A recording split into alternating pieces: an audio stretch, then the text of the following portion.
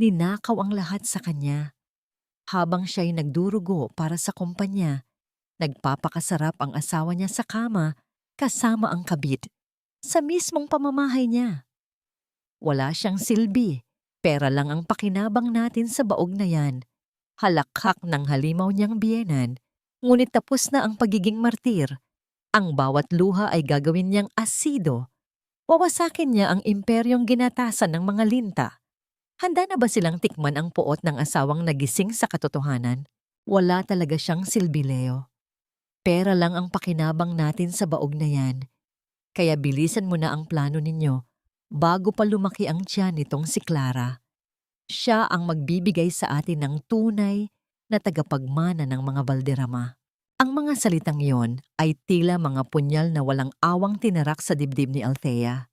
Nakatayo siya sa tahimik na pasilyo ng sarili niyang mansyon habang ang kanyang mga kamay ay mahigpit na nakahawak sa isang maliit at puting sobre. Sa loob nito ay ang resulta ng ultrasound na nagpapatunay na pagkatapos ng 5 taong pagluha, mga iniksyon na nag-iwan ng pasa sa kanyang tiyan at pag-asang muntik ng sumuko. Sa wakas ay magkakaroon na sila ng anak. Nagmamadali siyang umuwi ng maaga. Bit-bit ang isang mamahaling relos para sa kanilang anibersaryo ni Leo at isang makapal na gintong pulseras para sa kanyang biyenan na si Doña Carmen. Buong akala niya, ang araw na ito ang magiging pinakamasayang kabanata ng kanilang pamilya. Ngunit ang lahat ng pananabik at kaligayahan sa kanyang puso ay biglang naging abo. Sa halip na mainit na salubong, isang kakaiba at matapang na amoy ng pabango ng ibang babae ang sumampal sa kanyang pangamoy. Nanggagaling ito sa nakaawang na pinto ng kanilang kwarto. Mula sa siwang, naririnig niya ang mga maiinit na ungol at pag-agaw ng hininga ng 2 taong nagpapakasarap sa mismong kama na binili niya mula sa kanyang dugo at pawis. At sa labas ng pintong iyon, nakatayo ang kanyang biyenan. Nakangiti si Doña Carmen habang nakabantay, masayang binubulong ang mga malulupit na salitang iyon habang sinusuportahan ang kataksilan ng kanyang anak. Ang mga daliri ng matanda ay marahang humahaplos sa kwintas na esmeralda na mismong si Althea ang nagregalo noong nakaraang Pasko. Walang luhang pumatak mula sa mga mata ni Althea. Ang sakit na naramdaman niya ay higit pa sa pag-iyak o pagwawala. Naging yelo ang dumadaloy na dugo sa kanyang mga ugat. Nanigas ang kanyang mga binti habang unti-unting nawawalan ng pakiramdam ang kanyang mga kamay. Ang mansyong ito na pinundar niya gamit ang walang katapusang pagpupuyat, ang mga gabing nagtatrabaho siya kahit may sakit maiyahon lamang sa utang ang pamilya Valderrama, ay biglang naging isang madilim na kulungan ng mga halimaw. Ang kanyang lalamunan ay tila sinasakal ng isang hindi nakikitang kamay, pumipigil sa anumang boses na nais kumawala. Nanginginig ang mga daliri ni Althea nang maingat niyang ibalik ang papel ng ultrasound sa loob ng kanyang bag. Sa pagkakataong ito, hindi niya hahayaang madamay ang inosenteng buhay sa kanyang sinapupunan sa dumi at kasamaang bumabalot sa pamilyang ito. Iniayos niya ang pagkakakapit sa strap ng kanyang bag. Hinihila ang lahat ng natitirang lakas upang hindi bumagsak sa sahig. Tahimik siyang nangako sa bata sa kanyang sinapupunan na poprotektahan niya ito. Kahit na mga hulugan ito ng pag-iisa. Aatras na sana siya upang tumakbo palayo at takasan ang nakakasukang eksena. Nang marinig niya ang malamig at pamilyar na boses ng lalaking pinangakuan niya ng walang hanggang pag-ibig sa harap ng altar. "Huwag kang mag-alala, Mama," wika ni Leo mula sa loob ng kwarto. Ang boses nito ay puno ng kayabangan at kawalang hiyaan na hindi kailanman nakita ni Althea. Papapirmahan ko muna sa kanya ang paglipat ng shares sa Family Trust ngayong linggo. Pagkatapos niyan, palalayasin ko na siya rito nang walang dala kahit isang sentimo. Sa atin na ang buong kumpanya. Isang malamig na hangin ang tila yumakap sa buong pagkatao ni Althea. Paano na kaya ng mga taong ito nangumiti sa kanyang harapan habang patalim na ang inihahanda para sa kanyang likuran. Hanggang kailan siya magiging bulag sa pang-aabuso ng mga taong itinuring niyang tunay na pamilya? Isang marahang pag-inggit ng sahig na gawa sa kahoy ang naging hudyat ng kanyang mabigat na paghakbang paatras. Bitbit ang isang pusong namatay, ngunit handang mabuhay muli para maningil. Saan ako nagkulang upang ituring ninyong isang asong tagapagbigay lang ng yaman habang ninanakaw ninyo ang aking pagkatao? At paano ako babangon upang bawiin ang lahat ng aking ibinigay? Mas masakit pa sa mamatay ang kailangang huminga sa gitna ng pagkawasak ng iyong buong mundo. Mabilis ang bawat hakbang ni Althea palabas ng mansyon, tila hinahabol ng mga multo ng katotohanang kapapatikim lang sa kanya. Pagdating sa loob ng kanyang sasakyan, agad niyang isinara ang pinto at doon ay binalot siya ng isang nakabibinging katahimikan. Ang kanyang mga kamay ay nanginginig nang hindi kontrolado habang nakakapit sa manibela. Sinubukan niyang huminga, ngunit ang bawat hangin na pumapasok sa kanyang baga ay tila mga bubog na humihiwa sa kanyang lalamunan. Doon, sa loob ng maliit na espasyong yon, ay pinakawalan niya ang isang paghikbi na walang tunog. Ang kanyang buong katawan ay nanginginig sa isang matinding panic attack. Ang mga luha ay mabilis na dumadaloy sa kanyang mga pisngi. Binubura ang ayos ng kanyang mukha na kanina lang ay puno ng saya. Sa kanyang tabi ay naroon pa rin ang resulta ng ultrasound, ang larawan ng maliit na tuldok na dapat sana ay magdadala ng liwanag sa kanyang buhay ay tila isang malupit na biro ng tadhana. Marahang hinawakan ni Althea ang kanyang tiyan. "Huwag kang matakot, anak," bulong niya sa gitna ng panginginig ng kanyang boses. "Hindi tayo magpapatalo. Hindi kita hahayaang lumaki sa piling ng mga linta." Matapos ang ilang minuto ng pakikipaglaban sa sariling emosyon, kumuha si Althea ng tissue at marahang pinunasan ang kanyang mga mata. Inayos niya ang kanyang buhok, tiningnan ang sarili sa salamin, at doon ay nakita niya ang isang babaeng hindi na niya kilala. Ang Althea na mapagmahal at mapagbigay ay namatay na sa pasilyo ng mansyong yon. Ang natira ay isang maskara, isang malamig at matigas na mukha na handang makipagdigma. Muli siyang pumasok sa loob ng bahay na parang walang nangyari. Sinalubong agad siya ni Doña Carmen sa may hagdanan.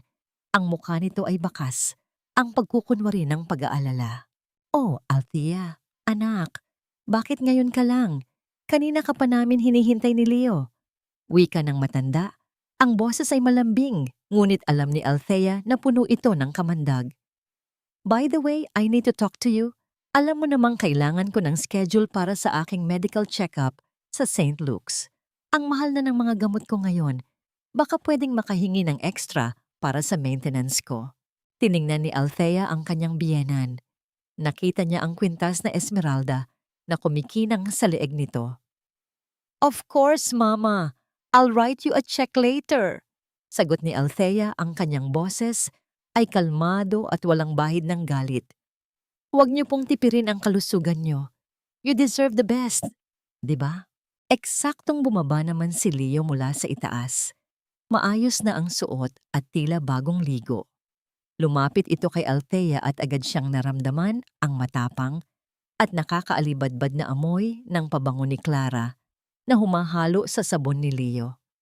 Hinalikan siya ni Leo sa pisngi, isang halik na dati ay nagbibigay sa kanya ng init, ngunit ngayon ay tila uod na gumagapang sa kanyang balat. "Happy anniversary, Hon. I missed you today." Nakangiting sabi ni Leo. Ang mga mata ay puno ng kasinungalingan. "I missed you too, Leo." Tugon ni Althea. Ngumiti siya pabalik, isang ngiting kasing talas ng labaha. "May sorpresa ako sa inyo mamaya. I just need to freshen up." Pagpasok ni Althea sa banyo ng kanilang kwarto, agad niyang binuksan ang gripo. Hinayaan niyang dumaloy ang mainit na tubig at doon ay kumuha siya ng sabon at bimpo. Kinuha niya ang bimpo at marahas na kinuskos ang kanyang pisngi, ang bahaging hinalikan ni Leo. Kinuskos niya ito ng paulit-ulit hanggang sa mamula at hapdiin ang kanyang balat. Tila gustong alisin ang bawat bakas ng dumi ng kataksilan nito. Habang tinitingnan ang sarili sa salamin, ang kanyang mga mata ay nag-aapoy sa isang malamig na puot. Nang sumapit ang malalim na gabi at mahimbing na ang tulog ni Leo, dahan-dahang bumangon si Althea. Ang bawat kilos niya ay maingat, tila isang anino na gumagalaw sa dilim. Lumapit siya sa briefcase ni Leo na laging nakatago sa ilalim ng kanilang vanity table. Sa pamamagitan ng isang maliit na flashlight, sinimulan niyang kalikutin ang lock nito. Alam niya ang password, ang petsa ng kanilang kasal. Nakakatawa dahil ang petsang iyon na simbolo ng kanilang sumpaan ang siyang susi sa pagtuklas ng kanyang kataksilan. Dahan-dahang bumukas ang briefcase nang walang anumang ingay. Doon, sa ilalim ng mga legal na dokumento ng kumpanya, ay nakita ni Althea ang isang makapal na folder na may titulong Valderrama Family Trust. Binuksan niya ito at binasa ang bawat pahina. Ang kanyang puso ay lalong tumigas nang makita ang mga papeles na inihanda para sa paglilipat ng lahat ng kanyang assets at personal na ari-arian patungo sa isang account na kontrolado ni Leo at ng kanyang ina.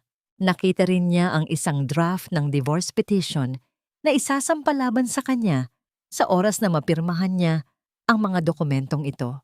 Ngunit may isang bagay pa siyang nakita sa pinakailalim ng folder, isang lihim na kasunduan sa pagitan ni Leo at ng isang hindi kilalang tao tungkol sa pagbebenta ng isang bahagi ng lupa ng kumpanya na hindi alam ni Althea.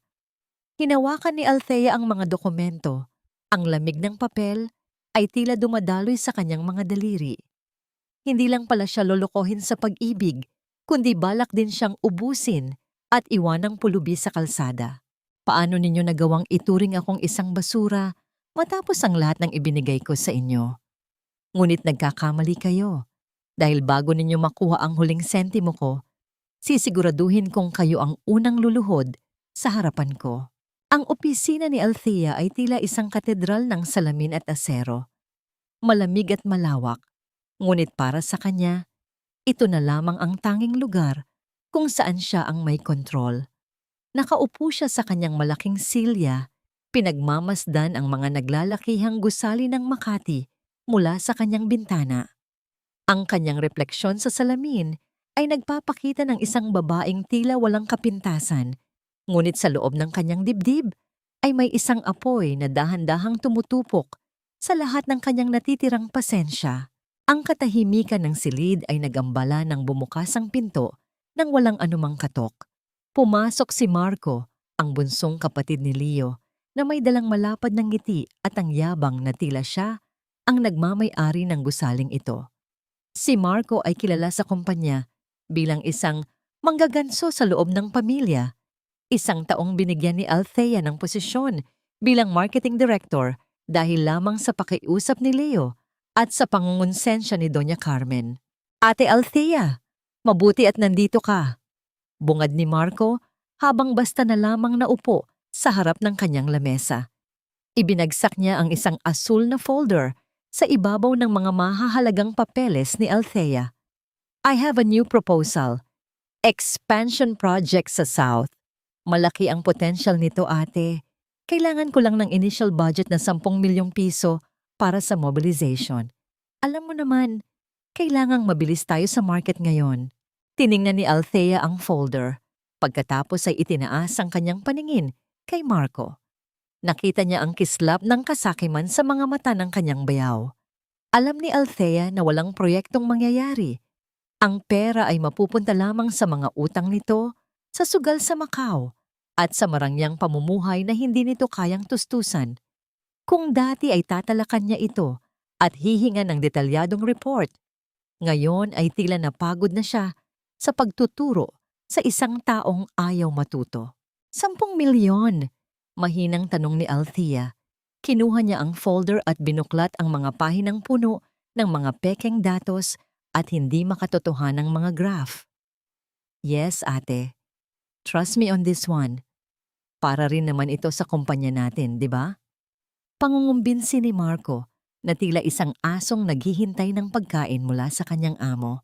Huminga ng malalim si Althea at kinuha ang kanyang fountain pen. Sige Marco, pagod na ako sa pakikipagtalo sa mga ganitong bagay. Basta siguraduhin mong magbubunga ito dahil ayaw kong marinig ang reklamo ng Board of Directors tungkol sa budget na ito. Mabilis at walang pag-aalinlangang nilagdaan ni Althea ang tseke at ang approval form. Nanlaki ang mga mata ni Marco sa tuwa. Hindi niya akalain na ganito kabilis bibigay ang kanyang ate Althea. Inisip niya na marahil ay masyadong abala ang babae sa problema nila ni Leo, kaya hindi na nito nagawang suriin ang kanyang plano. Thanks ate, you're the best talaga. I'll get back to you with the results soon. Sabi ni Marco habang mabilis na kinuha ang folder. Tila natatakot na baka bawiin pa ni Althea ang pirma. Lumabas siya ng silid na may kasamang himig ng pagpapasikat. Ang kanyang mga hakbang ay magaan at puno ng kumpiyansa. Habang pinapanood ni Althea ang papalayong anino ng bayaw sa likod ng pintong salamin, dahan-dahan niyang inayos ang mga mamahaling ballpen sa kanyang lamesa. Inihanay niya ang mga ito ng may matinding katumpakan, tila mga kawal na naghahanda para sa isang pagsalakay. Isang nakakatakot na katahimikan ang namayani sa kanya habang pinagmamasdan ang kawalan. Pinindot niya ang intercom at tinawagan ang kanyang lihim na private auditor. Si Lito, ang taong tanging pinagkakatiwalaan niya sa mga panahong ito. Lito, kumagat na ang pabuya. Malamig na wika ni Althea. Nailabas na ang pondo. I-trace mo ang bawat sentimong lalabas sa account na ibinigay ko sa kanya. Siguraduhin mong bawat transaction sa casino at bawat wire transfer ay may resibo tayo. Huwag mong hahayaang makawala ang isang kusing. Naiintindihan ko, Ma'am Althea. Nakabantay na kami sa bawat galaw ni Sir Marco. Sagot ng boses sa kabilang linya. Makalipas ang ilang oras, habang papalubog na ang araw at nagiging kulay-ube ang langit, tumunog ang kanyang telepono. Ito na ang tawag na hinihintay niya. Ngunit ang balitang natanggap niya ay higit pa sa inaasahan niya. Ma'am Althea, may problema tayo. Seryosong sabi ni Lito. Hindi lang pala 10 milyon ang nakuha ni Sir Marco. Nakita namin sa record ng isa sa mga offshore banks na ginamit niya ang inyong pangalan at isang pekeng kopya ng inyong pirma upang makakuha ng isang illegal loan na nagkakahalaga ng 50 milyong piso. Ginawa niya ang kumpanya ninyo bilang collateral nang walang pahintulot ninyo. Ang hawak na baso ng tubig ni Althea ay muntik nang mabitawan dahil sa tindi ng panginginig ng kanyang mga kamay. Ang puot na kanina ay dahan-dahang nag-aapoy ay biglang sumabog na tila isang bulkan. Hindi lang palalinta ang pamilyang ito. Sila ay mga anay na unti-unting kinakain ang pundasyon ng kanyang buhay habang siya ay natutulog sa maling akala ng pagmamahal.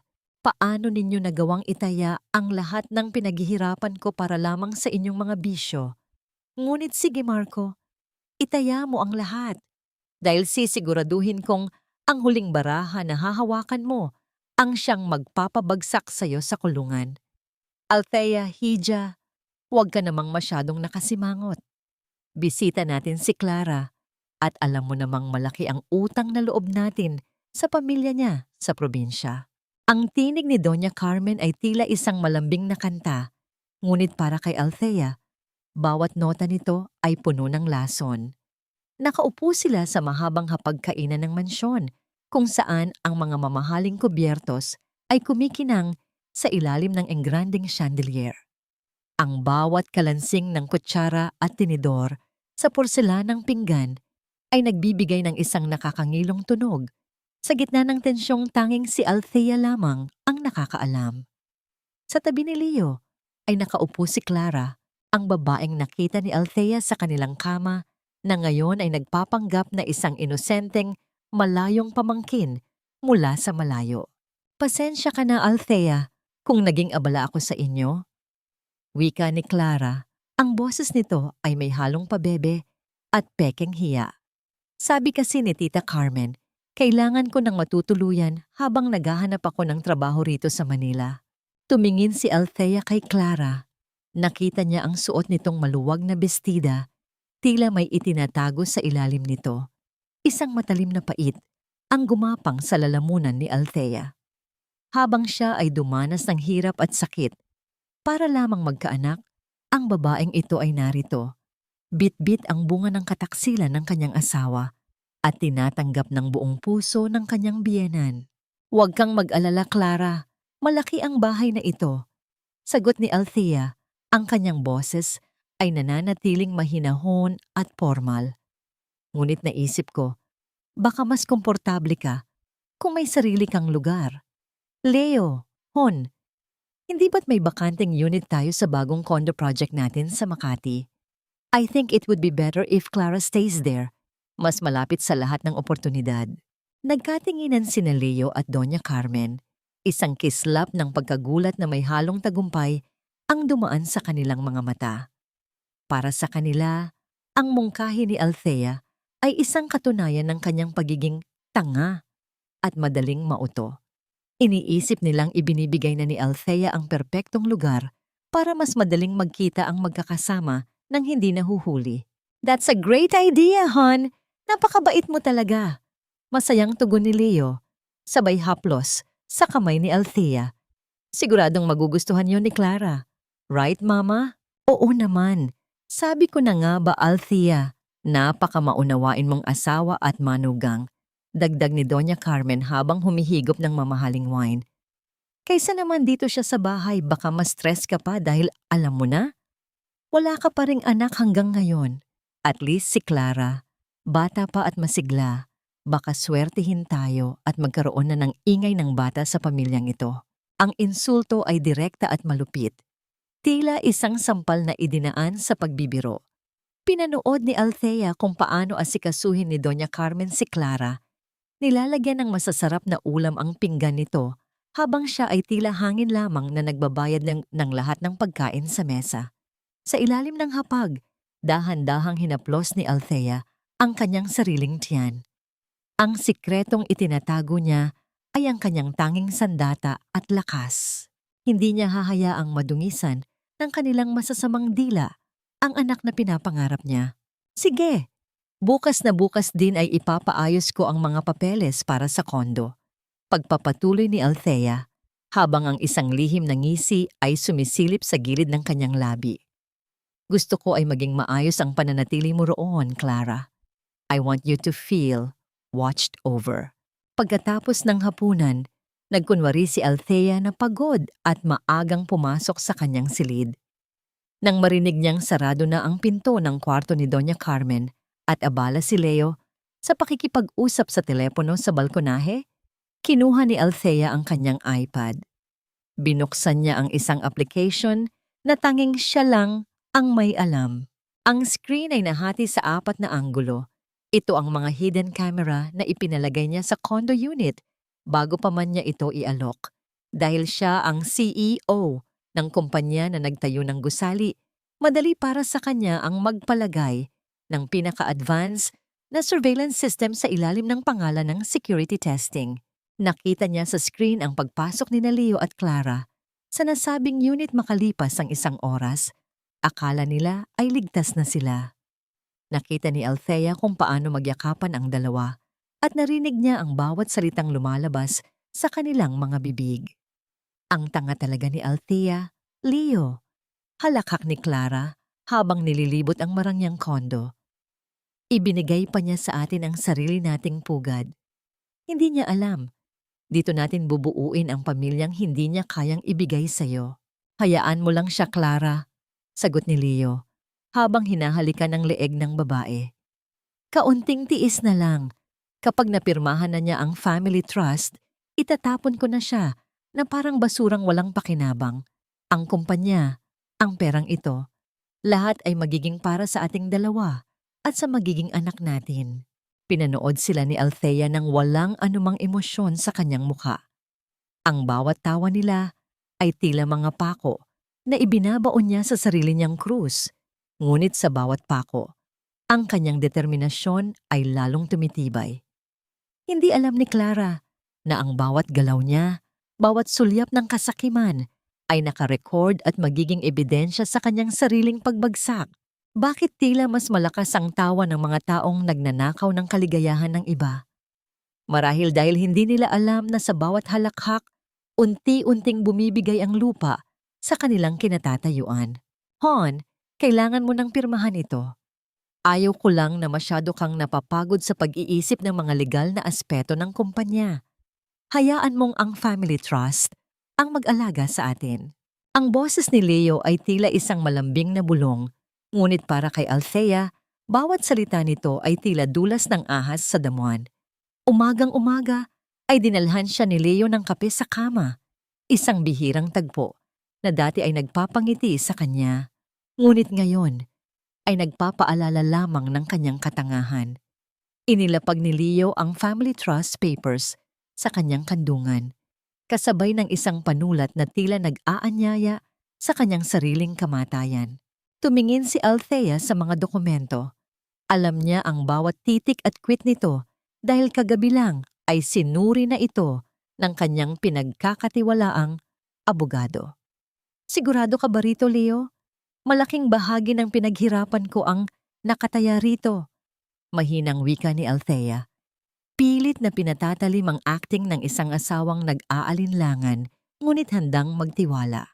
Of course, hon. This is for our future. Para rin ito sa magiging anak natin, di ba?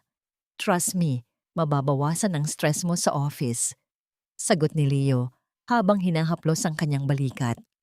Ang haplos na yon ay nagpataas ng balahibo ni Althea sa pandidiri, ngunit nanatili siyang tahimik. Kinuha ni Althea ang panulat. Sa isang sandali, tila tumigil ang pag-ikot ng mundo. Ang bawat paghinga niya ay mabigat, tila may nakadagang bato sa kanyang dibdib. Pinanood niya ang sariling kamay na dahan-dahang itinatama ang dulo ng fountain pen sa papel. Sa bawat guhit ng kanyang pirma, nararamdaman niya ang isang kakaibang halo ng pait at tagumpay. Hindi alam ni Leo, bago ang dokumentong ito, ay may isiningit ang abogado ni Althea na isang clause of irrevocability due to infidelity. Isang maliit na talata sa gitna ng daan-daang salita na nagsasabing mawawalan ng bisa ang lahat ng kontrol ni Leo kung mapapatunayang nagtaksil ito. Ayan, Leo, tapos na! Sabi ni Althea pagkatapos pirmahan ang huling pahina.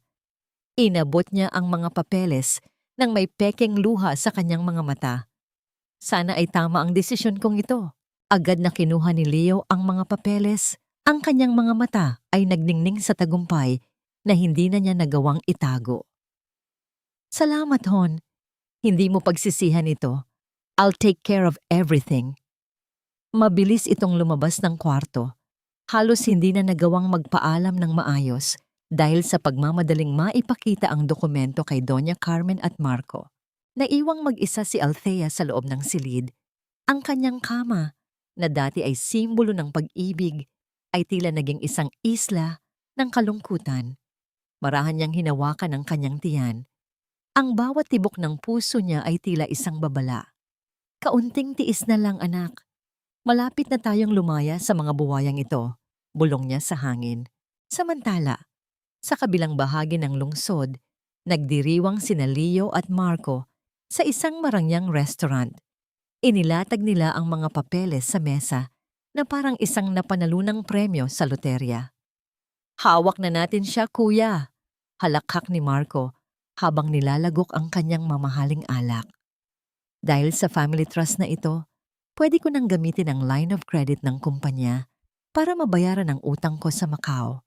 Isang pirma ko na lang, mailalabas ko na ang 50 milyon. Gawin mo na ang dapat mong gawin, Marco. Sagot ni Leo nang may mapanuring na ngiti. Basta siguraduhin mong hindi ito mahahalata ng mga auditor.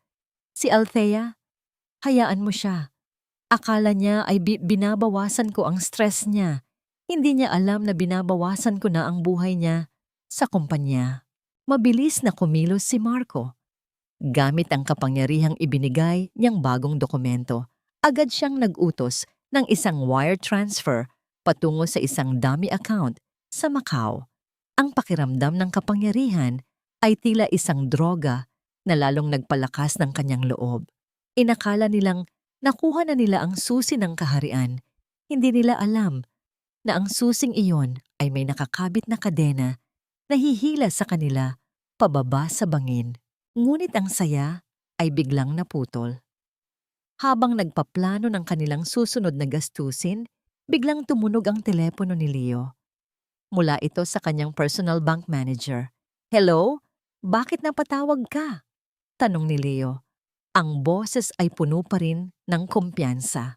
"Sir Leo, kailangan po naming ipaalam sa inyo na ang lahat ng inyong personal savings accounts at credit lines ay kasalukuyang naka-freeze."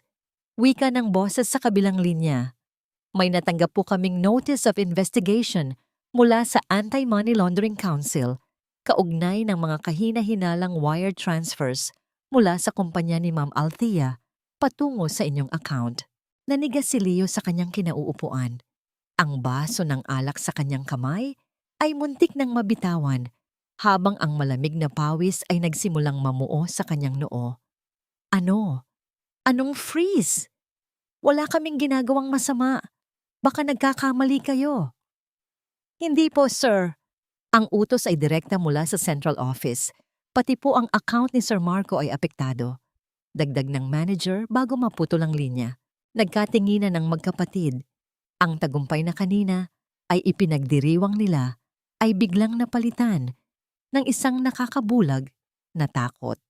Sa kabilang dako, sa kanyang opisina, tahimik na pinapanood ni Althea ang notification sa kanyang computer. Ang unang pain ay kinagat na at ang bitag ay dahan-dahan ng sumasara.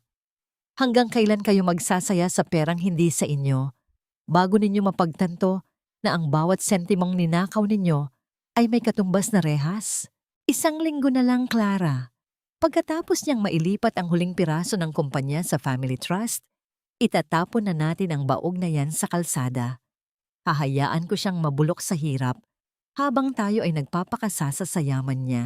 Ang boses ni Leo na lumalabas mula sa speaker ng tablet ni Althea ay tila isang malamig na hanging galing sa libingan.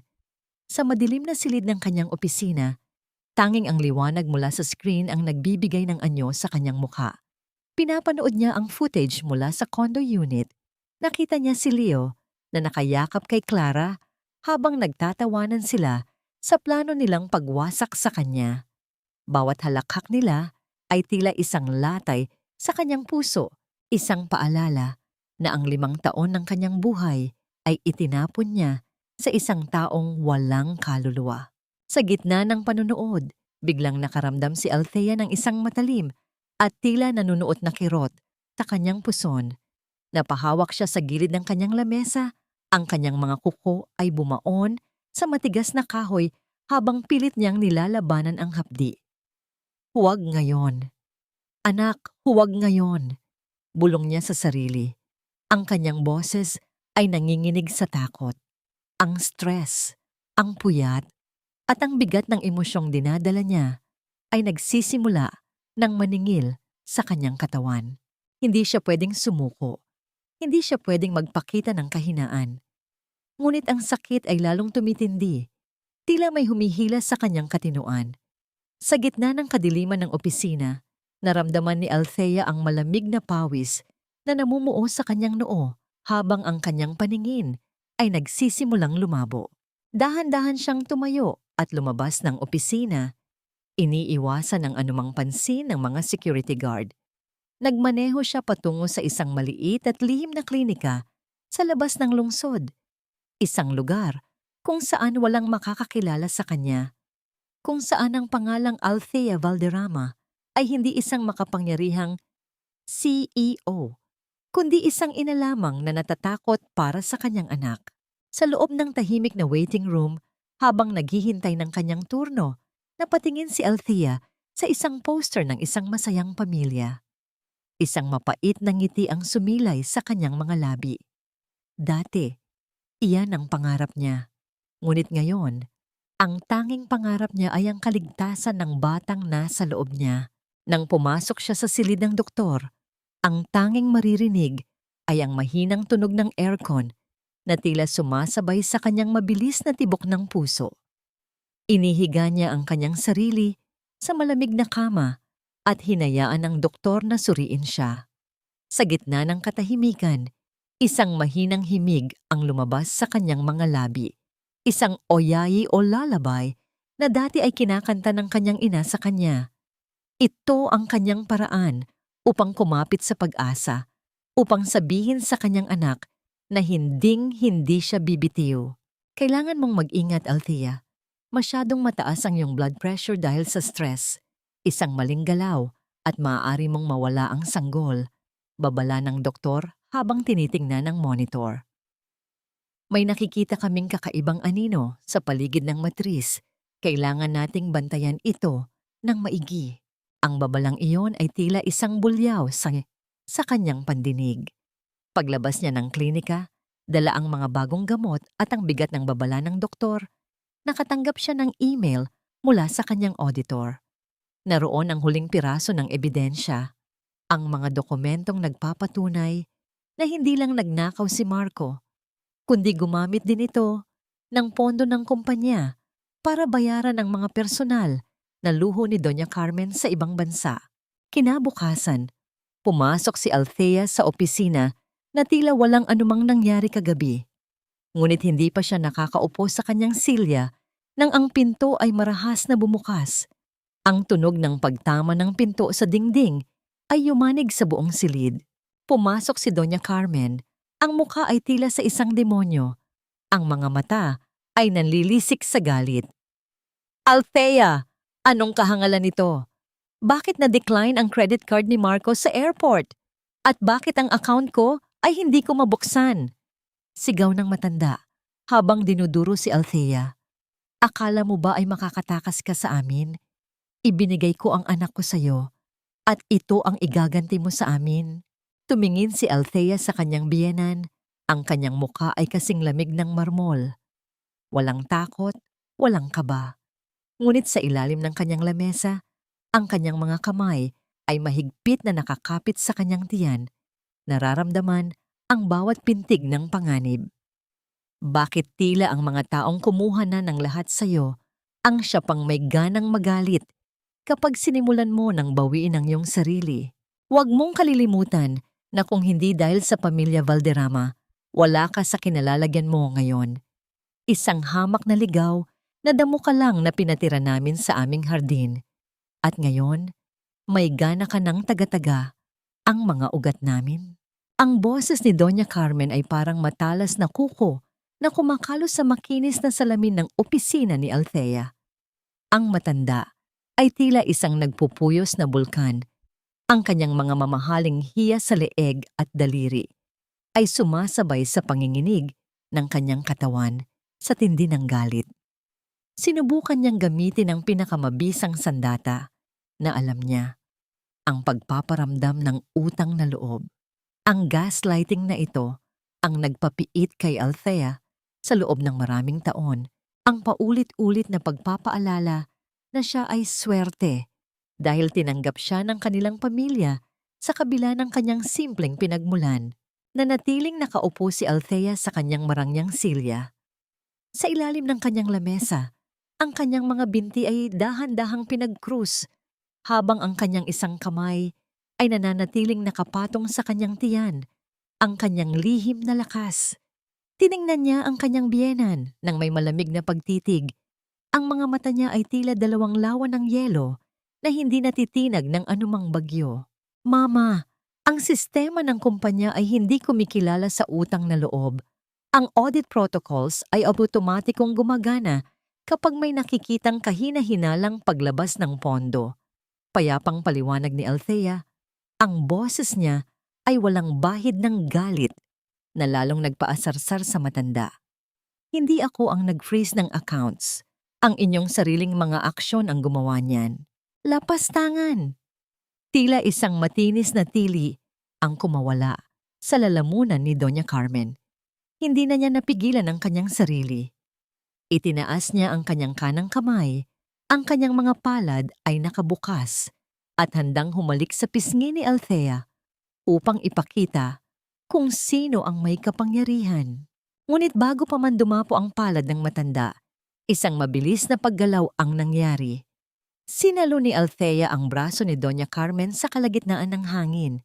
Ang mga daliri ni Althea ay parang mga bakal na rehas na bumalot sa payat at kulubot na braso ng kanyang biyenan. Ang higpit ng kanyang kapit ay sapat na upang mapangiwi ang matanda sa sakit. Ngunit ang mas nakakatakot ay ang kawalan ng anumang emosyon sa mukha ni Althea. "Huwag niyo na pong subukan muli, Mama," bulong ni Althea. Ang kanyang mga salita ay tila mga patak ng asido. "Tapos na ang mga araw na hinahayaan ko kayong saktan ako dahil sa maling akala na may utang ako sa inyo. Mula ngayon, ang bawat sentimong ginastos nyo na galing sa pawis ko ay may katumbas na pananagutan." Binitawan ni Althea ang braso ng matanda nang may pandidiri. Kinuha niya ang kanyang wallet mula sa drawer, bumunot ng 5 pirasong tig-1,000 piso at dahan-dahang binitawan ang mga ito sa harapan ni Doña Carmen. Ang mga kulay asul na papel ay tila mga dahon na nagliliparan bago bumagsak sa sahig sa mismong paanan ng matandang babae. "Eto, pambili niyo ng gamot sa dulas ng dila niyo at pambayad sa taxi," sabi ni Althea habang nakatingin ng direkta sa mga nanlilisik na mata ng biyenan. "Dahil sa pagkakaalam ko, pati ang driver niyo ay nag-resign na dahil hindi niyo na kayang bayaran." Napamaang si Doña Carmen. Ang kanyang mukha ay nagpalit-palit ng kulay mula sa pula patungong puti dahil sa matinding kahihiyan. Dahan-dahan siyang yumuko upang pulutin ang pera, isang imahe ng pagbagsak ng kanyang dating mapagmataas na pagkatao. Ngunit bago siya lumabas, lumingon siya ng may mapait na ngisi. "Huwag kang masyadong magmalaki, Althea," wika ni Doña Carmen. Ang boses ay puno ng pagbabanta. "Akala mo ba ay malinis ang pundasyon mo? Kung malaman lang ng mga tao kung saan nakuha ng tatay mo ang unang milyon niya bago siya namatay, baka ikaw mismo ang magmakaawa na itago kita." Napatigil ang tibok ng puso ni Althea sa narinig. Isang pamilyar na kaba ang gumapang sa kanyang dibdib, ngunit hindi niya ipinakita ang anumang reaksyon. Bago pa siya makasagot, ang matanda ay lumabas na ng silid, iniwan ng isang hanging puno ng katanungan. Hindi pa man humuhupa ang tensyon sa silid, tumunog ang kanyang personal na telepono. Isa itong audio recording mula sa kanyang spyware na nakakabit sa telepono ni Leo. "Leo, tulungan mo ako!" Ang desperadong sigaw ni Marco mula sa Macau ay umalingaw-ngaw sa buong silid ni Althea. Ang boses nito ay puno ng takot at paghagulgol. "Hawak ako ng mga loan shark. Sinunog nila ang passport ko. Sabi nila, kung hindi ako makakabayad ng 50 milyon bago lumubog ang araw, babaliin nila ang mga binti ko at itatapon ako sa dagat. Leo, parang awa mo na." Narinig ni Althea ang mabigat na paghinga ni Leo sa kabilang linya. Ang tunog ng pagbagsak ng kung anong bagay na kristal. Ang bitag ay hindi lang basta sumara. Ito ay nagsimula nang dumurog sa mga buto ng pamilyang nagnakaw sa kanyang buhay. Hanggang saan ang kayang gawin ng isang tao para sa perang hindi naman sa kanya, bago niya mapagtanto na ang kabayaran ay ang kanyang sariling kaligtasan. "Althea, nagmamakaawa ako sa iyo. Ikaw na lang ang huling pag-asa namin. Buhay ng kapatid ko ang nakataya rito." Ang boses ni Leo ay hindi na katulad ng dati. Wala na ang kayabangan at ang mapanuring tono. Ngayon, ang lalaking pilit siyang niloloko ay nakaluhod sa harapan ng kanyang lamesa. Ang mga mata ay namumula at ang buhok ay gulo-gulo. Ang balita tungkol kay Marco ay tila isang malakas na lindol na yumanig sa pundasyon ng pamilya Valderrama. Kailangan nila ng 50 milyong piso upang hindi matuloy ang banta ng mga loan shark sa Macau. Tiningnan ni Althea ang kanyang asawa mula sa likod ng kanyang tasa ng mainit na kape. Ang usok mula sa inumin ay tila isang manipis na belo na naghihiwalay sa kanila. Sa loob-loob niya, naramdaman niya ang isang kakaibang pakiramdam.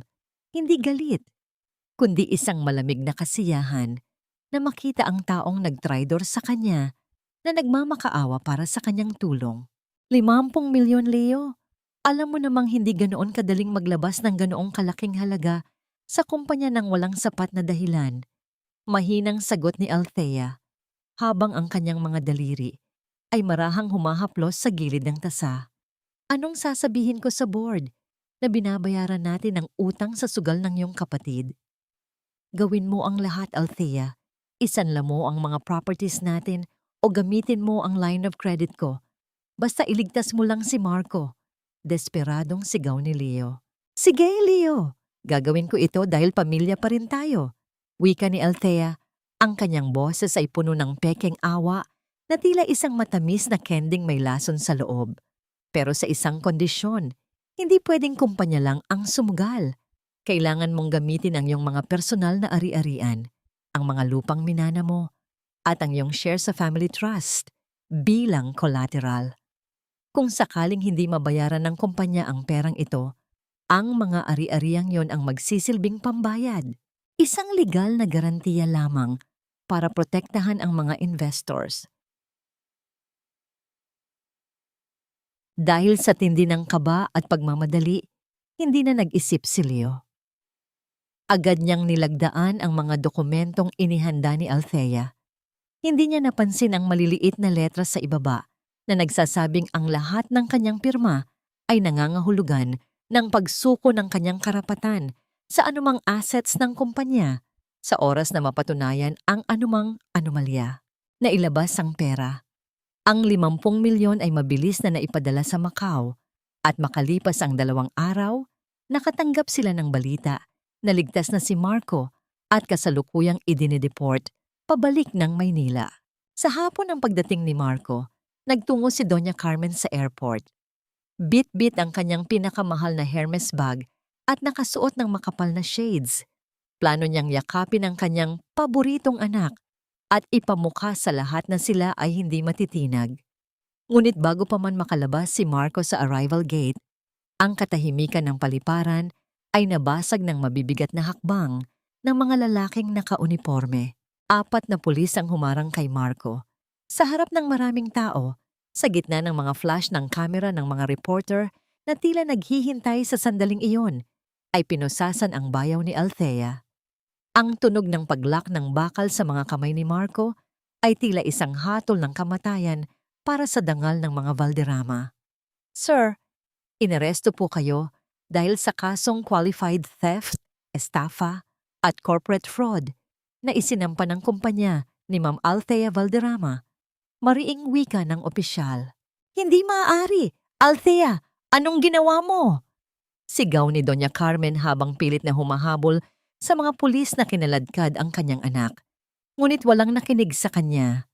Ang mga tao sa paligid ay nagsimulang magbulungan. Ang mga cellphone ay nakataas upang i-record ang bawat segundo ng kanilang kahihiyan. Nang malaman ni Leo ang nangyari, sumugod siya sa opisina ni Althea kasama ang kanyang abogado. Anong kalokohan ito, Althea? Iurong mo ang kaso. Gamitin natin ang family trust para ayusin ito. Ngunit bago pa makapagsalita si Althea, ang kanyang sariling abogado na si Attorney Santos ang sumagot. Inilapag nito ang isang makapal na folder sa mesa.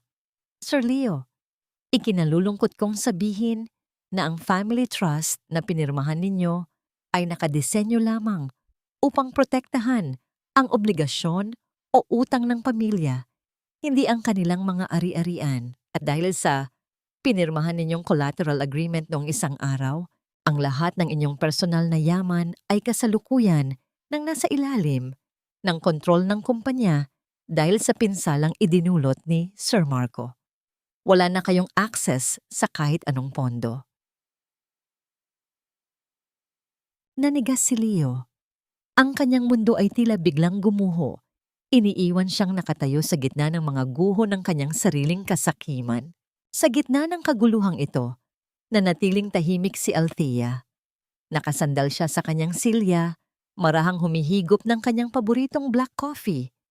Ang pait ng kape ay tila isang matamis na tagumpay sa kanyang panlasa. Ibinaling niya ang kanyang paningin sa maliit na telebisyon sa sulok ng kanyang opisina. Doon, sa live news, ay makikita ang footage ni Marco na umiiyak habang tinatakpan ng kanyang mukha ng kanyang mga nakaposas na kamay. Ito ang unang sulyap ng hustisya. Ang anay na sumira sa kanyang tiwala ay nasa loob na ng rehas. Maya-maya, isang balita ang muling lumabas sa screen. Isang video ng isang matandang babae na nakahandusay sa sahig ng airport habang pinalilibutan ng mga tao. Si Doña Carmen. Ang matinding kahihiyan at ang pagkaaresto ng kanyang anak ay hindi kinaya ng kanyang puso. Ang matinis na tunog ng sirena ng ambulansya ay unti-unting lumalapit sa pandinig ni Althea mula sa ibaba ng gusali. Binabasag ang katahimikan ng gabi at naghuhudyat ng panibagong yugto ng kanyang pagtutuos. Sinasabi nila na ang dugo ay mas malapot kaysa sa tubig, ngunit sa pamilyang ito, ang dugo ay naging lason na unti-unting pumapatay sa bawat isa sa kanila. Ang amoy ng antiseptic at ang malamig na bugso ng aircon sa loob ng ospital ay hindi sapat upang palamigin ang nag-aapoy na tensyon sa pagitan ng mga pader ng marangyang private suite. Nakahiga si Doña Carmen sa puting kama. Ang kanyang mukha ay kasing puti ng mga kumot, ngunit ang kanyang mga mata ay nananatiling matalas at puno ng puot. Kahit na may mga tubo ng oxygen sa kanyang ilong, ang bawat hininga niya ay parang isang sumpa na ibinubuga sa hangin. Ikaw ang may gawa nito, Althea. Mahina ngunit mariing wika ni Doña Carmen. Ang boses niya ay nagagasgas sa pagod. Winasak mo ang dangal ng pamilya ko. Pinapanood mo kaming malunod habang ikaw ay nakatayo sa tuyong lupa. Napakasama ng iyong damdamin. Sa gilid ng kama, nakatayo si Leo na may mga matang namumula sa pag-iyak. Kinuha niya ang kamay ni Althea.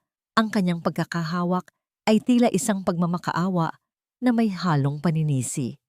Hon, paano mo nagawa ito? Pamilya natin si Marco, si Mama. Matanda na siya. Bakit kailangang umabot sa ganito? Dahil sa pagiging madamot mo sa pera, tiningnan mo kung ano ang nangyari sa amin. Nawalan na tayo ng dangal sa harap ng buong bansa. Tiningnan ni Althea ang kanyang asawa. Ang mga luha ni Leo ay tila mga luha ng buhaya, mga luhang hindi dahil sa pagsisisi, kundi dahil sa kawalan ng kapangyarihan at pera. Hindi na siya natitinag ng mga salitang ito. Ang bawat gaslighting na ginagawa ni Leo ay tila isang hangin na dumadaan lamang sa kanyang pandinig. Ang kanyang puso ay unti-unti nang nagiging kasing tigas ng diamante. Hindi na tinatabla ng anumang pait. Ang katahimikan sa loob ng kwarto ay nabasag ng dahan-dahang bumukas ang pinto. Pumasok si Clara, nakasuot ng isang simpleng puting bestida na tila nagpapanggap na isang anghel ng awa. Tita Carmen, Leo! Bulong ni Clara, ang kanyang boses ay puno ng pekeng pag-aalala. Lumapit siya sa kama at pasimpleng hinawakan ng kamay ni Leo sa ilalim ng mga kumot, isang galaw na akala nila ay hindi mapapansin ni Althea. Ngunit nakita ito ni Althea. Nakita niya ang pagpapalitan ng mga tingin ni Leo at Clara. Isang lihim na komunikasyon ng dalawang taong naghihintay lamang na mamatay ang apoy upang makuha ang mga natitirang uling. Sa sandaling iyon, ang huling onsa ng awa sa puso ni Althea ay tuluyan ng naglaho. "Huwag kayong mag-alala, Mama." Wika ni Althea, ang kanyang boses ay malamig at walang emosyon. "Aayusin ko ang lahat ng bayarin dito sa ospital.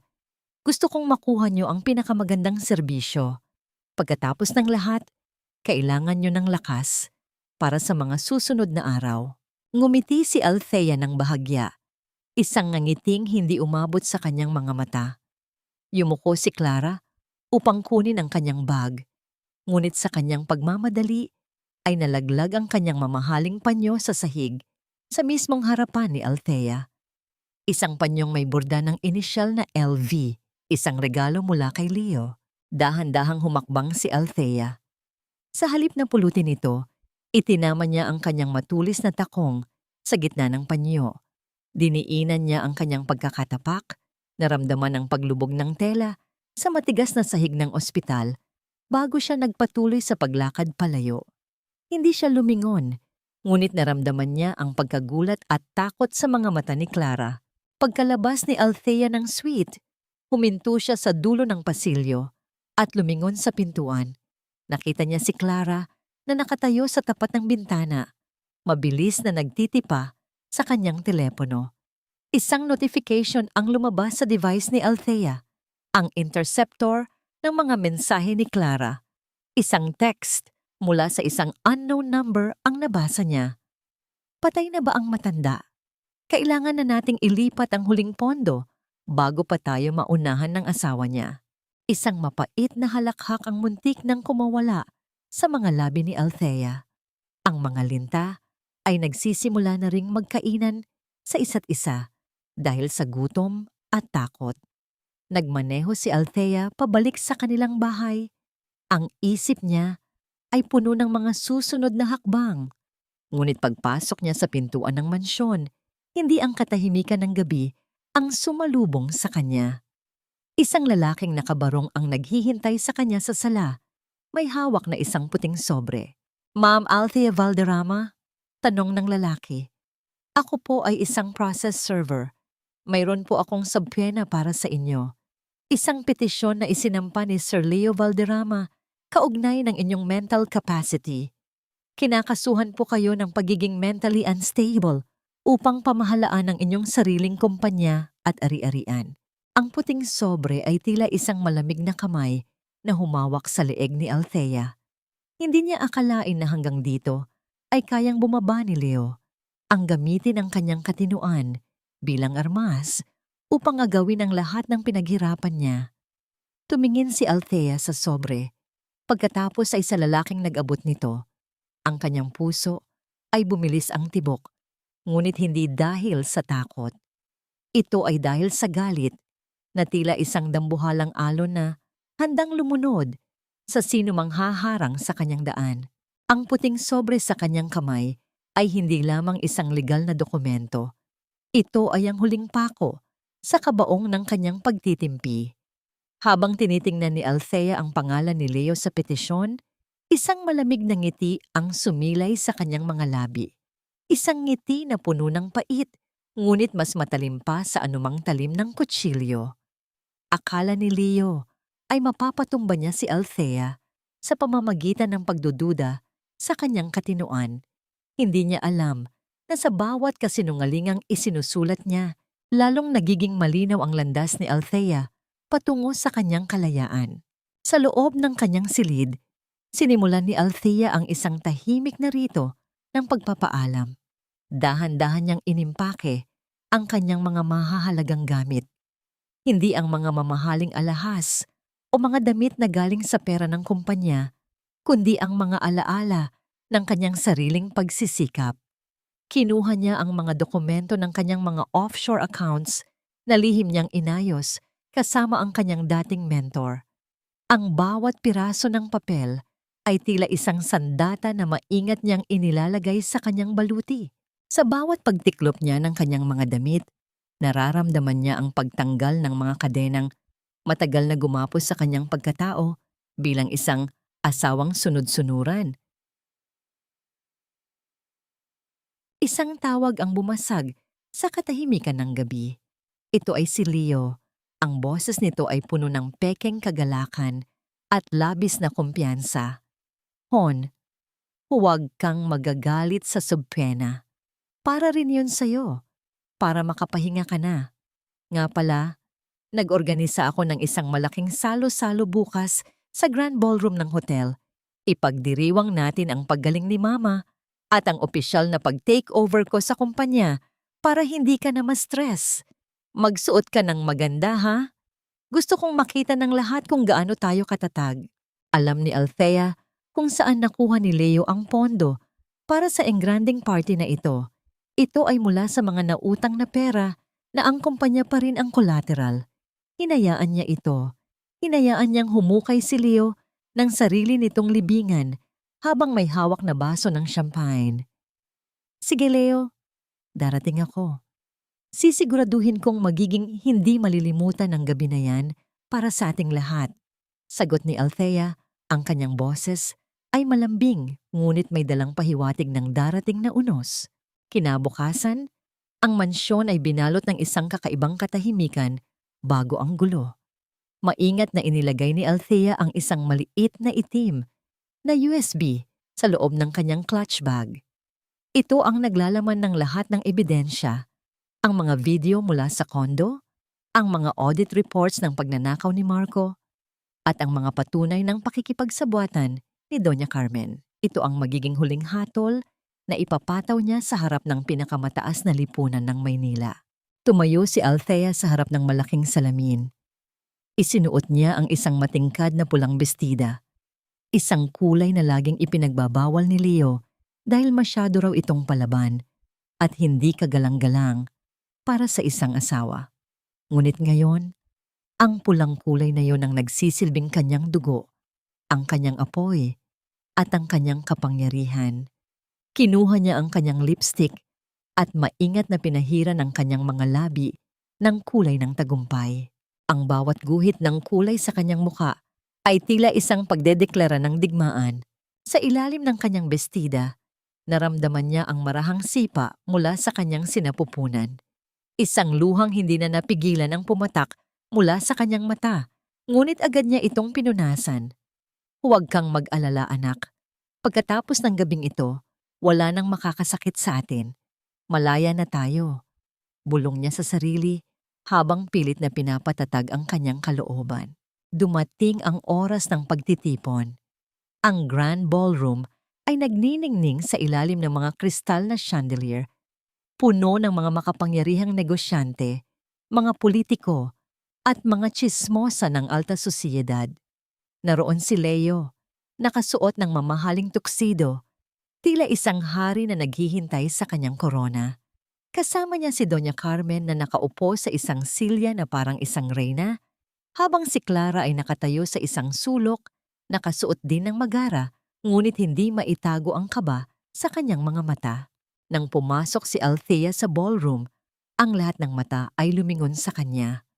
Ang kanyang pulang damit ay tila isang apoy na tumutupok sa puting karangyaan ng paligid.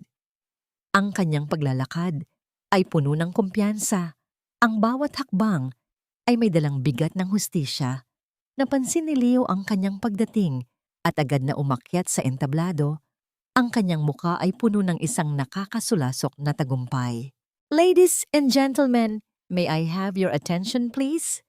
Malakas na wika ni Leo sa mikropono habang nakatingin ng may mapanuring ngiti kay Althea. "Tonight is a special night. My wife Althea has decided to step down for her health and well-being. Today, I am officially announcing the new era of our company under the Valderrama Family Trust. Althea, mahal ko, maaari ka bang umakyat dito sa entablado upang ipasa ang korona sa iyong asawa?" Ang nakakabulag na ilaw ng spotlight ay tumama sa mukha ni Althea. Ang katahimikan sa buong ballroom ay tila isang tali na nakapulupot sa leeg ng lahat, naghihintay sa susunod na mangyayari. Huminga ng malalim si Althea, hinigpitan ng hawak sa kanyang bag at nagsimulang humakbang patungo sa entablado. Bakit tila ang pinakamataas na sandali ng tagumpay ng isang kaaway ay siya ring pinakamagandang oras upang ipaalala sa kanila na ang lahat ng kanilang tinatayuan ay gawa lamang sa buhangin. Ang bawat hakbang ni Althea paakyat sa entablado ay tila isang dambuhalang pintig ng orasan na naghuhudyat ng katapusan. Ang tunog ng kanyang matutulis na takong sa makinis na sahig na kahoy ng entablado ay umalingaw-ngaw sa buong ballroom, isang matatag at hindi nanginginig na ritmo sa gitna ng mapanuring katahimikan ng mga bisita. Sa ilalim ng nakakasilaw na spotlight, ang kanyang pulang bestida ay tila isang dumadaloy na apoy, nagniningning at nagbibigay ng babala sa sinumang mangangahas na humarang.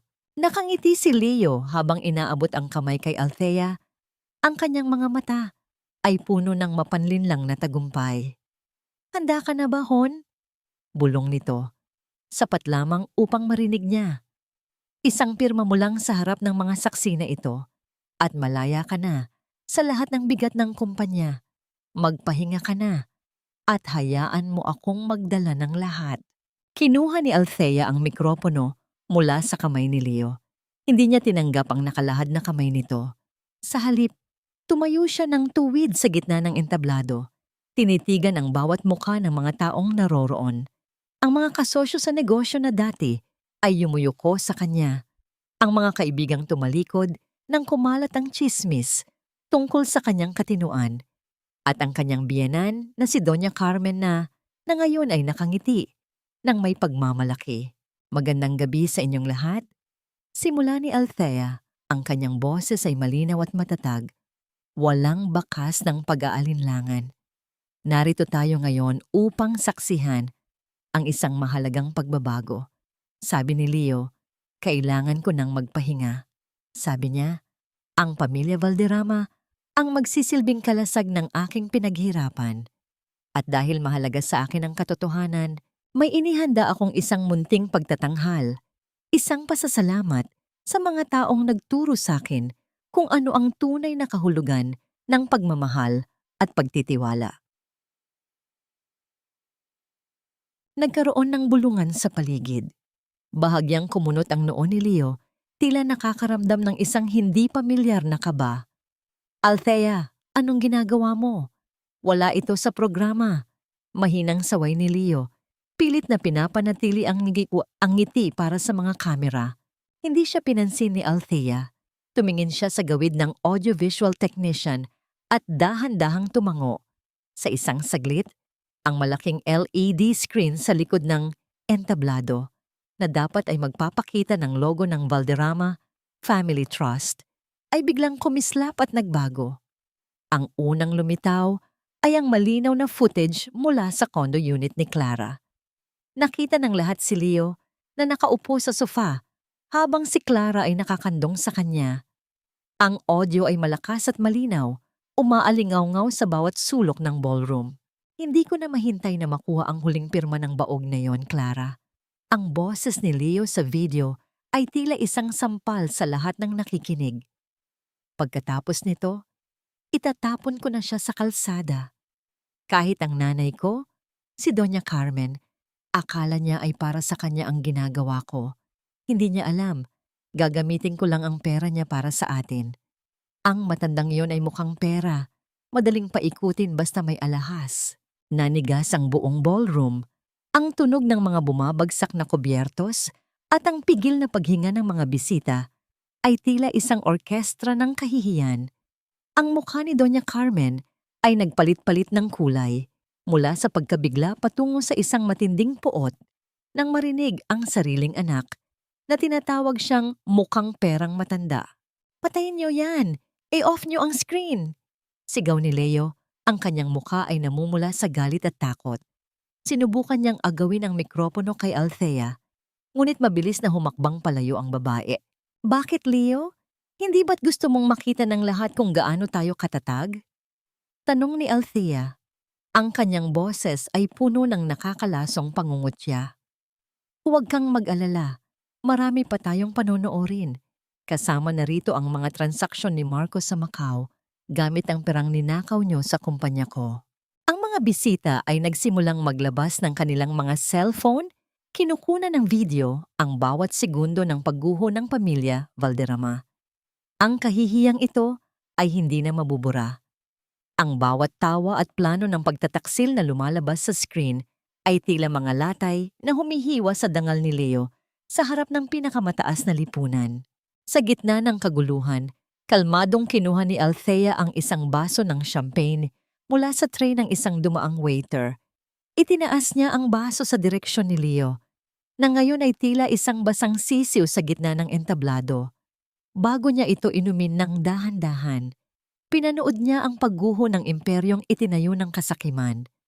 At sa unang pagkakataon, sa loob ng maraming taon, naramdaman niya ang tunay na lamig ng tagumpay. Sinasabi nila na ang katotohanan ay magpapalaya sa iyo, ngunit hindi nila sinabi na ang katotohanan ito ay maaari ring sunugin ang lahat ng iyong minahal hanggang sa maging abo na lamang ang matira. Ang katahimikan sa loob ng Grand Ballroom ay tila isang sugat na unti-unting bumubuka. Walang sino man sa mga bisita ang nangahas na magsalita habang pinapanood ang pagguho ng dangal ng pamilya Valderrama sa malaking screen. Ang bawat bulungan ay tila tunog ng mga bubuyog na nagkakagulo, puno ng pangungutya at paghatol. Ngunit hindi pa doon nagtatapos ang ating selebrasyon. Muling wika ni Althea, ang kanyang boses ay malamig at matatag, tila isang talim na humihiwa sa hangin. Dahil ang pamilyang ito ay hindi lang mahusay sa pagtataksil, kundi eksperto rin sa pagnanakaw. Isang pindot muli sa kanyang remote at nagbago ang mga imahe sa screen. Sa pagkakataong ito, hindi na mga video, kundi mga dokumento ng bangko at mga audit report ang lumitaw. Ipinakita ni Althea ang mahabang listahan ng mga utang ni Leo na lihim na nakapangalan sa kumpanya at ang mga patunay ng pagiging isang bihasang con artist ni Clara.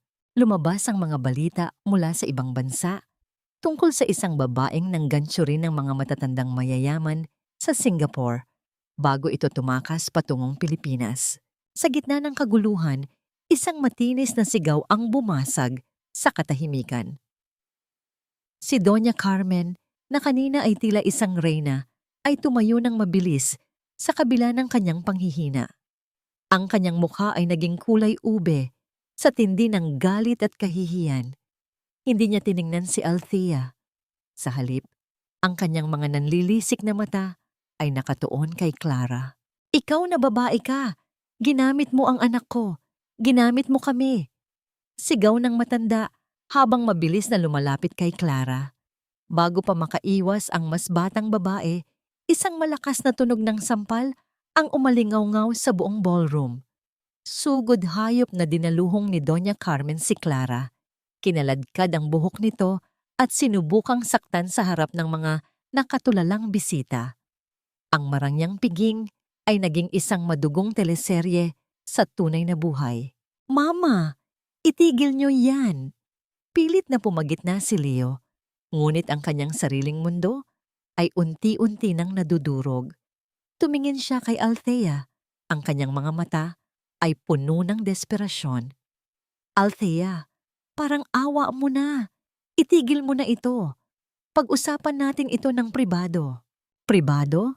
Pag-uulit ni Althea ng may mapait na tawa. Gusto mong maging pribado ang lahat pagkatapos mong subukang ipahiya ako sa korte at tawaging baliw. Gusto mong maging pribado ang katotohanan habang ninanakawan mo ako sa harap ng aking mga empleyado? Kinuha ni Althea ang puting sobre mula sa kanyang bag at inihagis ito sa dibdib ni Leo. Ang mga papel ay nagliparan sa sahig. Tila mga puting talulot ng bulaklak sa isang libing. Diyan nakapaloob ang aking divorce petition at isang restraining order. Simula sa gabing ito, hindi mo na ako maaaring lapitan. At higit sa lahat, ang kumpanyang pilit mong kinukuha. Binili ko na ang lahat ng shares ng Family Trust gamit ang sarili kong pondo na hindi mo kailanman nahawakan. Ikaw, Leo, ay baon sa utang na bilyon-bilyon. Wala ka ng bahay, wala ka ng kumpanya, at wala ka ng asawa. Nawalan ng lakas si Leo. Ang kanyang mga tuhod ay bumigay at dahan-dahan siyang napaluhod sa gitna ng ballroom. Ang imahe ng perpektong negosyante ay tuluyan ng naglaho, pinalitan ng isang lalaking punong-puno ng dumi at kahihiyan. Ang mga kasosyo sa negosyo na kanina ay bumabati sa kanya ay dahan-dahang nagsimulang lumayo. Tila ayaw madungisan ng kanyang pagbagsak. Kalmadong naglakad si Althea pababa ng entablado. Ang bawat hakbang niya ay maingat. Iniilagan ang mga nabasag na baso sa sahig na bunga ng kaguluhan ni na Clara at Doña Carmen. Hindi siya lumuluha, hindi siya sumisigaw. Ang bawat hibla ng kanyang pagkatao ay puno ng isang uri ng kapayapaan na matagal na niyang ipinagkait sa sarili. Hindi mo ito magagawa sa akin, Althea. Biglang sigaw ni Leo mula sa sahig. Ang kanyang boses ay tila isang hayop na nasusukol. Kahit anong gawin mo, Valderrama pa rin ang apelyidong dala mo. Akin ka. Akin ang lahat ng ito. Dahil sa labis na kahihiyan at pagkawala ng katinuan, tumayo si Leo ng mabilis. Ang kanyang mga mata ay nag-aapoy sa kabaliwan. Dumampot siya ng isang matalim na kutsilyo mula sa isa sa mga buffet table na malapit sa kanya. Ang kislap ng pilak na talim sa ilalim ng chandelier ay nagdulot ng malakas na hiyawan mula sa mga kababaihan sa loob ng ballroom. Kung hindi ka mapupunta sa akin, walang sino mang pwedeng magkaroon sa'yo.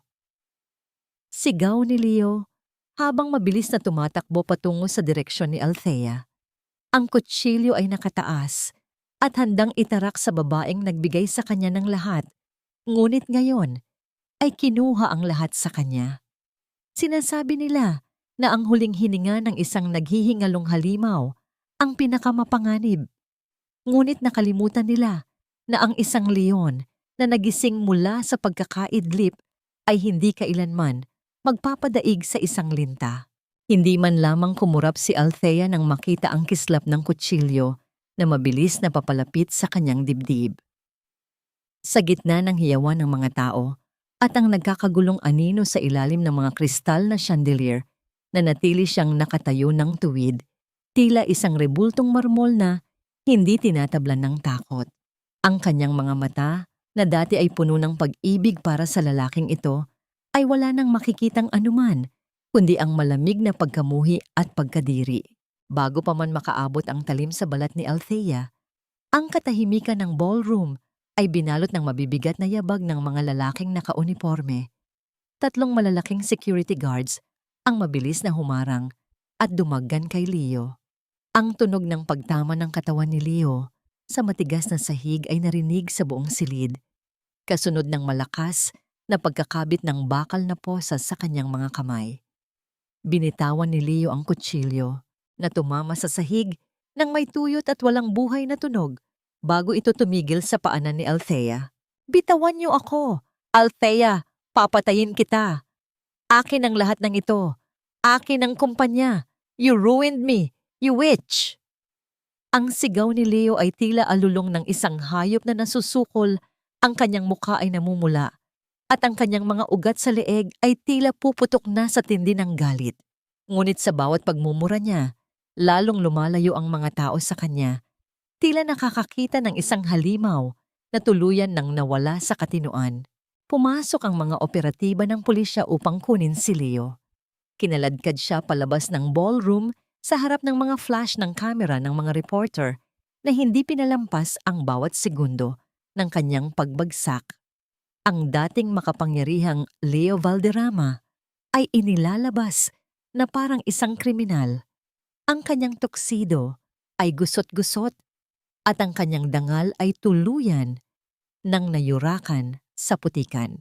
Naiwan sa gitna ng ballroom si Doña Carmen, nakaluhod sa sahig habang ang kanyang buhok ay gulo-gulo mula sa pakikipag-away kay Clara. Wala na ang kanyang pagiging reyna. Ngayon, siya ay isa na lamang matandang babae na humihikbi at nanginginig sa takot. Nang makita niya ang papalayong anino ni Althea, gumapang siya patungo sa kanyang manugang at hinawakan ng laylayan ng pulang bestida nito. "Althea, hiya, please." Pagmamakaawa ni Doña Carmen, ang boses niya ay basag at puno ng desperasyon. "Huwag mong gawin ito sa amin. Saan kami pupunta? Saan ako titira? Pamilya mo pa rin kami. Utang na loob. Patawarin mo kami.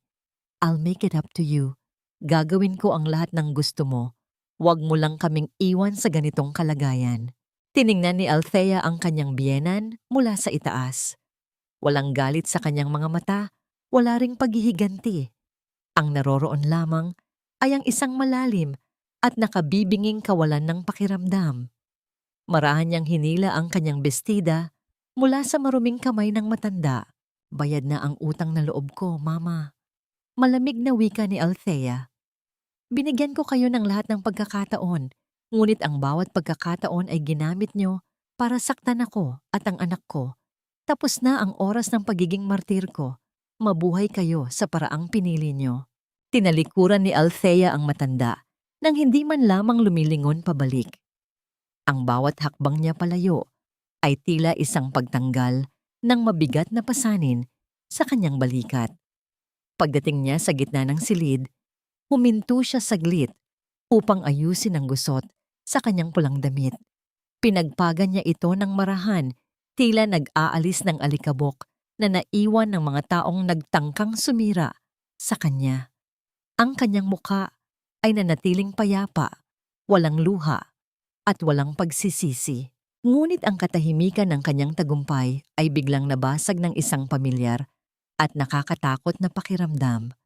Habang naglalakad siya patungo sa exit, biglang nakaramdam si Althea ng isang matalim at tila nanunuot na kirot sa kanyang puson. Ang sakit ay tila isang kidlat na gumuhit sa kanyang buong katawan, dahilan upang mapahinto siya sa kanyang paglalakad. Ang kanyang paningin ay bahagyang lumabo at ang malamig na pawis ay mabilis na namuo sa kanyang noo. Napahawak siya sa pader upang hindi matumba. Sa gitna ng kanyang paghingal, naramdaman niya ang isang mainit na likido na dahan-dahang dumadaloy sa kanyang hita, tila sumasabay sa mabagal na pagpintig ng kanyang kaba. Tumingin siya sa sahig at doon niya nakita ang isang maliit na pulang mantsa sa puting marmol. Isang mantsa na hindi galing sa basag na baso o sa anumang sugat sa labas. Ang takot na hindi niya naramdaman kanina habang nasa harap ng kutsilyo ni Leo ay biglang sumabog sa kanyang dibdib. "Anak, huwag ngayon. Please, huwag ngayon." Bulong niya sa sarili. Ang kanyang boses ay nanginginig at puno ng pagsusumamo. Ang kanyang tagumpay laban sa mga Valderrama ay tila biglang nawalan ng saysay. Sa harap ng panganib na mawala ang nag-iisang pamilya na tunay niyang mahal, ang lahat ng yaman at kapangyarihan sa mundo ay tila naging abo sa kanyang paningin. Ang mundo ay biglang naging isang malabong anino ng puting ilaw at malamig na hangin. Sa loob ng nagmamadaling ambulansya, ang tanging naririnig ni Althea ay ang sarili niyang mabilis na paghingal at ang paulit-ulit na tunog ng mga kagamitang medikal na tila humahabol sa kanyang hininga. Ang bawat lundag ng sasakyan sa kalsada ay nagdudulot ng matalim na kirot sa kanyang sinapupunan. Isang hapdi na tila unti-unting kumukuha sa kanyang katinuan. Sa gitna ng panganib, ang isip ni Althea ay hindi na nakatuon sa kumpanyang kanyang ipinaglaban o sa mga taong kanyang tinalo. Ang lahat ng kanyang yaman at tagumpay ay tila naging walang halaga sa harap ng banta na mawala ang maliit na buhay sa loob niya. Tahimik siyang nagdasal sa gitna ng kanyang pagluha, isang panalangin punong-puno ng pagsuko at pagsusumamo. Handa siyang isuko ang bawat sentimo ng kanyang ari-arian, ang bawat gusali na nakapangalan sa kanya. Mabuhay lamang ang kanyang anak. "Kumapit ka, anak! Huwag mong iwan si Mami!" Bulong niya sa gitna ng kanyang panghihina, habang ang kanyang mga daliri ay mahigpit na nakakapit sa gilid ng stretcher.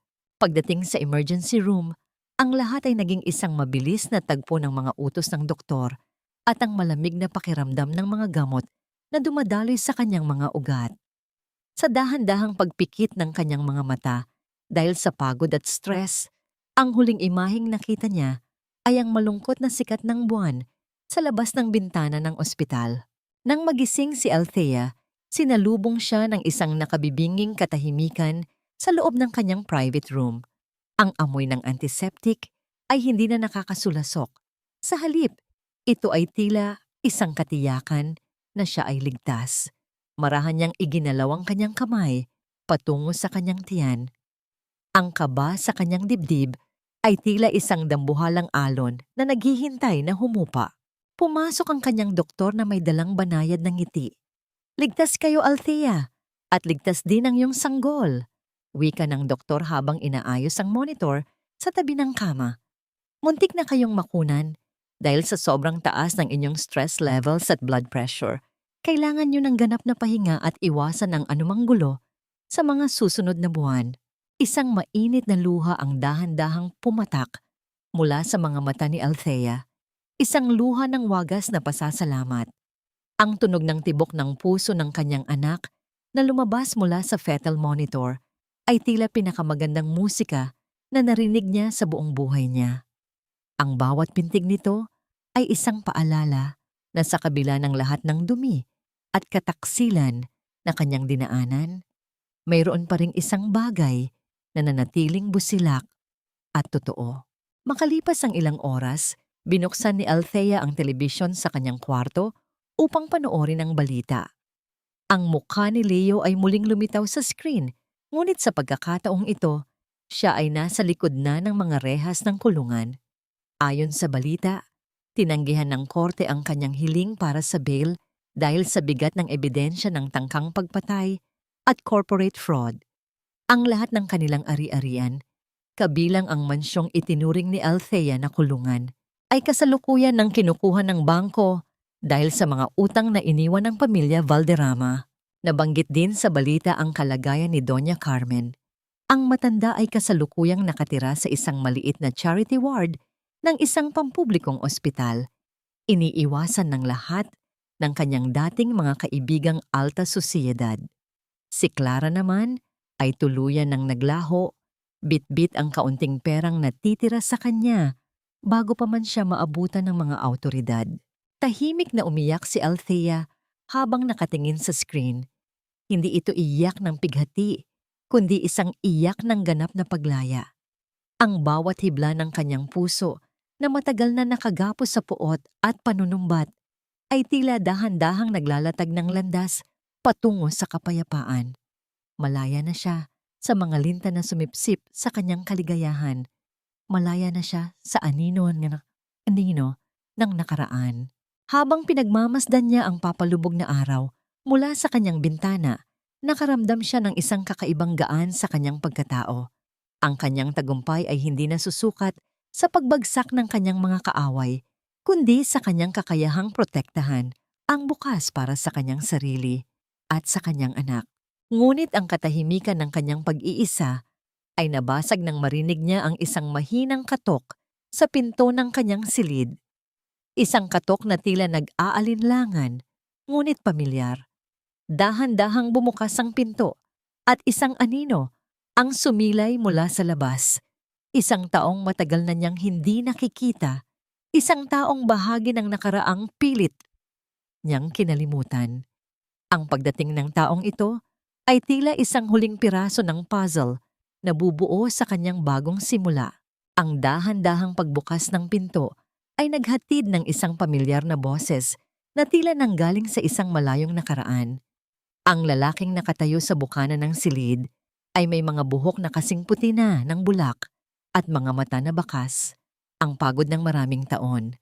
Siya si Don Ricardo, ang ama ni Althea, na matagal na niyang hindi kinakausap matapos ang isang matinding hidwaan tungkol sa kumpanya at sa pagpili niya kay Leo. Althea? Anak, mahinang wika ni Don Ricardo. Ang kanyang boses ay nanginginig sa takot na baka itaboy siya ng sariling anak. Narinig ko ang lahat ng nangyari. Narito ako dahil gusto kong humingi ng tawad. Alam kong huli na, ngunit gusto kong malaman mo na nandito na ako ngayon. Hindi kita hahayaang mag-isa muli. Tumingin si Althea sa kanyang ama. Ang galit na matagal niyang kinimkim ay tila dahan-dahang natunaw nang makita niya ang pagtulo ng luha sa mga kulubot na pisngi nito. Hindi na niya kailangan ng paliwanag tungkol sa sikretong binanggit ni Doña Carmen. Ipinaliwanag ni Don Ricardo na ang milyon na yon ay hindi galing sa masama, kundi bunga ng isang masakit na sakripisyo upang masigurong makakapag-aral si Althea at magkakaroon ng magandang kinabukasan. Sa gitna ng katahimikan ng ospital, ang mag-ama ay nagkayakap ng mahigpit. Ang bawat hagulgol ni Althea sa balikat ng kanyang ama ay tila isang paglilinis sa kanyang kaluluwa. Sa sandaling iyon, natagpuan niya ang huling piraso ng kanyang pagkatao na matagal nang nawala. Ang pagiging isang anak na muling kinilala at minahal. Lumipas ang 6 na buwan. Ang sikat ng araw ay masayang sumisilip sa mga bintana ng bagong opisina ni Althea. Malaki na ang kanyang tiyan at ang bawat paggalaw ng sanggol sa loob nito ay nagbibigay sa kanya ng lakas na hindi niya inakalang taglay niya. Ang kumpanya ay muling bumangon sa ilalim ng kanyang matalinong pamumuno at wala na ang anino ng mga Valderrama sa bawat sulok nito. Isang hapon, bago siya tuluyang mag-leave para sa kanyang panganganak, nagpa siya si Althea na gawin ang isang bagay na magbibigay ng ganap na closure sa kanyang nakaraan. Nagtungo siya sa piitan kung saan nakakulong si Leo. Sa kabila ng makapal na salamin, nakita niya si Leo. Wala na ang makinis at mapagmataas na asawa. Pinalitan ito ng isang lalaking payat. Dugyot ang suot na kulay dalandan at may mga matang puno ng kawalan ng pag-asa. Nang makita ni Leo si Althea, agad itong dumikit sa salamin at nagsimulang magmakaawa. Ang kanyang mga salita ay tila isang sirang plaka ng mga pangako at kasinungalingan. Tiningnan siya ni Althea ng walang galit, walang paghihiganti, at walang pait. Narito ako, Leo, hindi para makita ang paghihirap mo. Mahinang wika ni Althea sa intercom. Narito ako para sabihing pinapatawad na kita. Pinapatawad kita hindi dahil karapat-dapat ka, kundi dahil ang puso ko ay karapat-dapat sa kapayapaan.